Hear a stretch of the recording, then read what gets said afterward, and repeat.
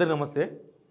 Kaleshwaram project లేకుండానే 1.5 ఎకరాల వరి పంట పండించినాం. కాళేశ్వరం ప్రాజెక్టుతో అవసరమే లేదు. ఇప్పుడు కాళేశ్వరం ప్రాజెక్టు మీద కమిషన్ రిపోర్ట్లు ఇవన్నీ నడుస్తున్నాయి. అవన్నీ ఏమన్నా ఉండని, ఆ ప్రాజెక్టు మీద ఎన్నెన్న ఆరోపణలు ఉండని, ఆ ప్రాజెక్టు మీద ఎన్నెన్న విచారణ జరగని, ఆ ప్రాజెక్టులో ఎవరిపైనైనా విమర్శలు చేసుకొని, కానీ ఆ ప్రాజెక్టు పూర్తి చేయకపోవడంతోన వీళ్ళు ఆ ప్రాజెక్టును రిపేర్ చేయకపోవడంతోన తెలంగాణకి ఏంటి నష్టం? ఇప్పుడు ఏం జరుగుతుంది? ఎందుకంటే మనం ఆల్మోస్ట్ వానాకాలం వచ్చి 2 నెలలు అయింది. ఈ 2 నెలల తర్వాత తెలంగాణలో నీళ్ళ పరిస్థితి ఏంది? పంటలు ఏం పండుతున్నాయి? ఎక్కడ భూగర్భ జలాలు తక్కువ ఉన్నాయి? ఇప్పుడు గోదావరిలో సిచ్యువేషన్ ఏంది? అన్ని విషయాల మీద మాట్లాడదాం. ముందు సబ్స్క్రైబ్ చేసుకోవడం మాత్రం మర్చిపోవద్దు. సబ్స్క్రైబ్ చేసుకోని వాళ్ళు పక్కా సబ్స్క్రైబ్ చేసుకోండి. ఇక సబ్జెక్ట్లోకి పోతే ఇప్పుడు ఏమైందంటే మనకు పై గోదావరి మొత్తం ఎండిపోయి పైన గోదావరిలో ఉన్న రిజర్వాయర్స్ మొత్తం ఎండిపోయినాయి. ఎల్లంపల్లి, మిడ్మానేరు అవన్నీ కూడా డెడ్ స్టోరేజ్లో ఉండిపోయినాయి. మొన్న రైతులు ఇబ్బంది పెడితే ఎల్లంపల్లికి వెళ్ళి నీళ్లు వదిలినరు. అది 129 కిలోమీటర్లు పోవాల్సిన 125 కిలోమీటర్లు పారాల్సిన నీళ్లు 29 కిలోమీటర్ల వరకే ఆగిపోయినాయి. అంటే జస్ట్ 8 గంటలు మోటార్ వేసి రైతులు ఏదో ఇబ్బంది పెడుతున్నారని రైతులు ప్రెషర్ పెడుతున్నారు. ఆల్రెడీ వరినారు పోసి ఆ వరినారు మొత్తం కూడా నాటుకోలేకపోయారు. 4 ఎకరాలకు వరినారు పోసిన వాళ్ళు ఎకరా నాటుకున్నారు నీళ్లు లేవని. వానలు పడితేవేమో వస్తాయంటే రాలేదు, వానలు వల్లేదు. అట్లా రైతులంతా పొట్టుకు పెడితే, రైతులంతా ఇబ్బంది పెడితే, రైతులంతా ధర్నా చేస్తే అప్పుడు వచ్చి మోటార్ వేసిపోయినారు. జస్ట్ 8 అవర్స్ నడిపించారు. 29 కిలోమీటర్ల వరకు నీళ్ళు వచ్చినాయి, బంద్ చేసారు. ఏంటంటే నీళ్ళు లేవు, డెడ్ స్టోరేజ్, ఆల్రెడీ డెడ్ స్టోరేజ్లో ఉన్నది కాబట్టి. ఇప్పుడు అయిపోయింది, ఆ నీళ్ళ కదా ఆడికి అయిపోయింది. ఇప్పుడు డెడ్ స్టోరేజ్ మొత్తం డెడ్ స్టోరేజ్. ఒకసారి నేను చూపిస్తా చూడండి. ఇది గోదావరి ఎట్లుంది, మొత్తం ఎండిపోయింది. లేటెస్ట్ వీడియో ఇది. గోదావరిలో నీళ్ళు లేవు. గోదావరిలో ఏం నీళ్ళు లేవు. ఎందుకు నీళ్ళు లేవు అంటే పైన వానలు లేవు, ఏం లేవు. ఆల్రెడీ 2 మంత్స్ అయిపోయింది. ఎప్పుడు పడుతుందో తెలియదు. ఇది పడితే తప్ప, ఇక నీళ్ళు వస్తే తప్ప మనకి ఎల్లంపల్లి, అక్కడి నుంచి వరద కాలువ, తర్వాత మిడ్మానేరు, ఎస్ఆర్ఎస్పి, అక్కడి నుంచి రకరకాల ఏరియాలకు నీళ్ళు వచ్చే అవకాశం ఉంటుంది. చెరువులు మొత్తం ఎండిపోయినాయి, ఎక్కడెక్కడ కాలువలు మొత్తం ఎండిపోయినాయి. గోదావరి ఇట్లా ఉంది. ఎవరో ట్రైన్లో తీసి పెట్టిన వీడియో ఇది. చూస్తే గోదావరి మొత్తం ఇసుక మెడలు వేసిపోయింది. తర్వాత ఇది మేడిగడ్డ. ఇది మేడిగడ్డ అంటే మనకు కాళేశ్వరం హెడ్ మొత్తం చూడండి. మొత్తం 85 గేట్లు లిఫ్ట్ ఎత్తుకొనే ఉన్నాయి. ఎప్పుడైనా మేడిగడ్డలో గేట్లు ఎత్తుకొనే ఉంటాయి. గేట్లు ఎప్పుడు వేసుకుంటాయంటే తక్కువ నీళ్ళు, జస్ట్ 3000 క్యూసెక్కులు, 4000 క్యూసెక్ నీళ్ళు పోయినప్పుడు మాత్రమే, ఆపడానికి మాత్రమే గేట్స్ వేస్తారు. ఇప్పుడు 1,40,000 క్యూసెక్లు నీళ్ళు పోతున్నాయి. 1,40,000 క్యూసెక్కులు. అసలు ఆ నీళ్ళు మనకు చెరువులకు మలిపితే మన చెరువు మొత్తం నిండిపోతాయి. 1,40,000 క్యూసెక్లు నీళ్ళు పోతున్నాయి, మొత్తం ఓపెన్ ఉన్నాయి. ప్రస్తుతం ఆ సిచ్యువేషన్ ఉంది. నిన్న ఆ ఏరియాకు సంబంధించిన రైతులు మంతని, తర్వాత కాళేశ్వరం నీళ్ళు కావాలి, కాళేశ్వరం నీళ్ళు లేకపోవడంతోన నాటిన వరి పోతుంది. ఈ నెలాఖరు కూడా వాన వల్లేదనుకో చాలా ఏరియాల ఎండిపోతుంది. నీళ్ళ కోసమని కన్నెపల్లి పంప్ హౌస్ను ముట్టడించారు. అక్కడ ఉన్న వాళ్ళు లోకల్ పుట్టమధు ఆధ్వర్యంలో, మాజీ ఎమ్మెల్యే పుట్టమధు, ఇంకా మిగతా బీఆర్ఎస్ లీడర్ అందరూ పోయినట్టున్నారు. చాలామంది రైతులు పోయినారు. కన్నెపల్లి పంప్ హౌస్ దగ్గర పోయినారు వీళ్ళు. కన్నెపల్లి పంప్ హౌస్ ముట్టడించారు. ఎందుకు ముట్టడించారు అంటే కనీసం నీళ్ళు కన్నెపల్లి పంప్ హౌస్ నుంచి లిఫ్ట్ చేయండి. నీళ్ళు పోతున్నాయి కదా, 1,40,000 క్యూసెక్లు నీళ్ళు డైరెక్ట్గా కిందికి పోతున్నాయి. అవి సముద్రంలో పోతున్నాయి. కింద నీళ్ళేమో సముద్రంలో పోతున్నాయి, పైననేమో మొత్తం ఒట్టిపోయింది గోదావరి. కింద నీళ్ళేమో ఏపీకి పోతున్నాయి, పైన తెలంగాణ అంతా ఎండిపోయింది. తెలంగాణ రానప్పుడు ఎట్లాంటి పరిస్థితి ఉందో ప్రస్తుతం గోదావరి బెల్ట్లో గదే పరిస్థితి కనిపిస్తుంది. అందుకే వీళ్ళు పోయి పెద్ద పంచాయతీ అయింది, పెద్ద కొట్లాట అయింది. కన్నెపల్లి పంప్ హౌస్ కాడ మోటార్లు వేయండి. నిజంగా కూడా కన్నెపల్లి పంప్ హౌస్ దగ్గర మోటార్లు వేసి, తర్వాత అన్నారం, సుందిల్లా ఈ 2 రిజర్వాయర్స్ 2 నీళ్లు కొట్టుకుంటూ, 2 డ్యామ్లకు నీళ్లు కొట్టుకుంటూ అక్కడ నుంచి అవతలికి లిఫ్ట్ చేసుకుంటే ఎప్పటికప్పుడే మోటార్లు ఇక్కడ కొట్టాలి, ప్లస్ అవతలికి వేసేయాలి. కానీ వీళ్ళ దగ్గర అసలు అన్నారం, సుందిల్లలో నీళ్లు పట్టొద్దు అని ఎవరు చెప్పినారో తెలియదు. వీళ్ళ సొంతంగా నిర్ణయం తీసుకున్నారు. ఎవరు రిపోర్ట్ ఇవ్వలేదు. ఎన్డీఎస్ఏ రిపోర్ట్ ఇవ్వలేదు, ఇక్కడ ఇరిగేషన్ డిపార్ట్మెంట్ రిపోర్ట్ ఇవ్వలేదు, ఎవరు రిపోర్ట్ ఇవ్వలేదు. అన్నారం, సుందిల్లను కావాలని జస్ట్ ఎందుకు తెలుసా? సింపుల్గా చెప్పాలంటే కాళేశ్వరం ప్రాజెక్టు పనికిరాదని చెప్పినాం, దాన్ని పనికిరానట్టే ఉంచాలి.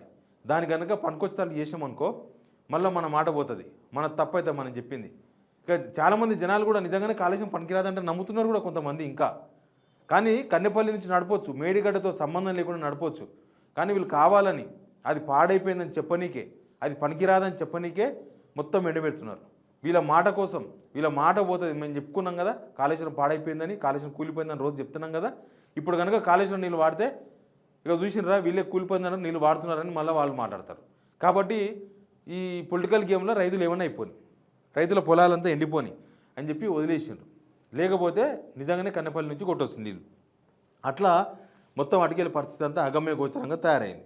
ఇప్పుడు ఏంది భూగర్భ జలాలంట. మనం నడి కాదు 70% వానకాలం అయిపోయింది మన దగ్గర. ఇప్పుడు భూగర్భ జలాల వాళ్ళు ఒక రిపోర్ట్ ఇచ్చారు. ఏంటంటే ఇది నల్గొండకు సంబంధించిన రిపోర్టు, మిగతా రిపోర్ట్ కూడా ఇంతే ఉంటుంది. ఎందుకంటే నల్గొండ కూడా కాళేశ్వరం నీళ్ళే పోవాలి, సూర్యాపేట ఏరియా మొత్తం కూడా. సూర్యాపేట కూడా మొత్తం ఎండిపోయింది, వరి మొత్తం ఎండిపోతున్నది. నల్గొండ జిల్లాలనంట జూలై 31 నాటికి 9.54 మీటర్ల లోతులో ఉండగా ఈసారి 8.85 మీటర్ల లోతులో నీటి మట్టం ఉందంట. అంటే ఏం పెరగలే. యాక్చువల్గా ఈ టైంలో 4-5 రావాలి. గత ఏడాది పోలిస్తే నీటి మట్టం బాగా పడిపోయింది. వర్షాకాలం ప్రారంభమై 2 నెలలు గడిచినా సమృద్ధిగా వర్షాలు కురగపడుతున్న రైతులు ఆందోళన వ్యక్తం చేస్తున్నారు. వాళ్ళు ఇచ్చిన రిపోర్ట్ ఇది. జిల్లాలో అత్యధిక శాతం రైతులు బోరుబావులపైన ఆధారపడి జీవిస్తున్నారు. మెట్ట ప్రాంతంలో భూగర్భ జలాలు అడగడంతో బోర్లు పోయడం లేదు. చాలా ప్రాంతాల రైతులు నార్మల్కు సిద్ధం చేసుకున్న పొలాలు తడవకపోవడంతో సరైన సమయంలో నాటు వేయని పరిస్థితి నెలకొన్నది. చెరువులు కుంటల్లో నీరు ఇంకిపోవడంతో బోర్లు బాగా ఎండిపోయినాయి. రోజుకు భూగర్భ జలాలు వేగంగా పడిపోతున్నాయంట. ఇప్పుడు మన వానకాలంలో లేము, ఎండాకాలంలో లేము, వానకాలంలో ఉన్నాం.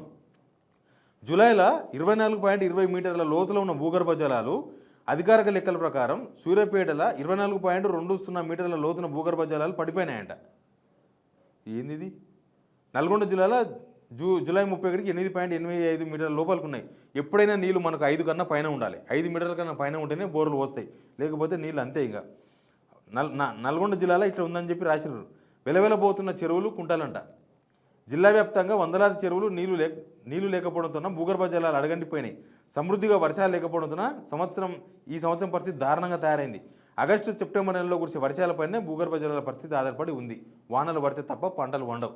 ఆ స్టేషన్కి వచ్చేసినాం మనం. అంతకుముందు కూడా అట్లే ఉండే. ఇక ఉక్కపోత అయితే మొత్తం ఉంది. ఉక్కపోత అయితే మొత్తం హైదరాబాద్లో కూడా మొత్తం ఉక్కపోతనే ఉంది, జిల్లాలో కూడా ఉక్కపోతనే ఉందంట. 34 డిగ్రీల ఉష్ణోగ్రత ఉందంట అక్కడ. ఇట్లా ఒక నల్గొండకు సంబంధించిన రిపోర్ట్ అది. నాకు తెలిసి మొత్తం అన్ని జిల్లాలు అట్లాంటి పరిస్థితే ఉంది. ఏ జిల్లాలో కూడా సమృద్ధిగా వాన పడలేదు. ఒక ములుగు దగ్గర మొన్న వాన బాగా పడ్డది, మిగతా మొత్తం అట్లాంటి పరిస్థితే ఉంది. ఆల్రెడీ రైతులు రెండోసారి పంట వేసారు. ఒకసారి ఎండిపోయినాయి, మళ్ళీ వేసిండ్రు. ఈ టైంలో కూడా చెరువులు ఎండిపోయినాయి, కుంటలు ఎండిపోయినాయి. అంటే దానికి కారణం ఏంటంటే నీళ్లు లేవు. నీళ్లు లేకపోతే గట్లే అవుతుంది. ఇప్పుడు వాళ్ళు కనీసం ఆ కన్నెపల్లి నుంచి నీళ్ళు ఎత్తి ఆ కిందంగా పోతున్న నీళ్ళు మొత్తం కొట్టి చెరువులు కుంటలు నింపితే భూగర్భ జలాలు నిండుతాయి. సేమ్ మనకు తెలంగాణ రాకముందు ఎట్లాంటి పరిస్థితి ఉందో అట్లాంటి పరిస్థితి చూపిద్దామని చూస్తున్నారు వీళ్ళు. అయితే ఒక మాట మాత్రం ఖచ్చితంగా చెప్పొచ్చు, వీళ్ళకు మనం ఒక సలహా ఇవ్వచ్చు. కాళేశ్వరం లేకపోయినా మేము పంట పండించి చూపించామన్నారు కదా. ఇప్పుడు కాళేశ్వరం లేదు, వానలు లేవు, పంటలు పండియండి. ఎట్లా ఇస్తారో ఇవ్వండి నీళ్ళు రైతులకు. కాళేశ్వరం నీళ్ళే అవసరం లేదు.